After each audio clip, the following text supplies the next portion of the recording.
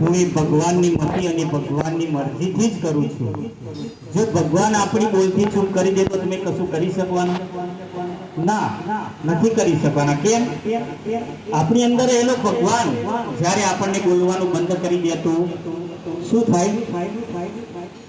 જે કંઈ આપણે બોલીએ આપણે ભગવાનની મરજીથી જ બોલતા હોય તો હું પણ ભગવાનને એવી પ્રાર્થના કરું છું કે આ બેનને અને આ રમણ દાદાને ભગવાને જે વિધાતા એમની જીવનરૂપી રંગોળી બનાવી છે બધા જ રંગોથી ભરપૂર કરીને એ રંગોળીમાં એક પણ રંગ ક્યારેય ઓછો ના કરવા દે એવા ઠાકોરજીને હું કોટી કોટી વંદન કરું છું. બોલીએ કૃષ્ણ કનૈયા.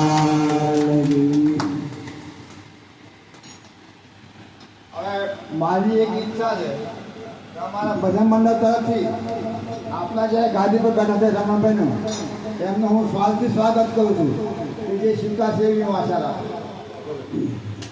ખૂબ ખૂબ સરસ, ખૂબ ખૂબ ધન્યવાદ.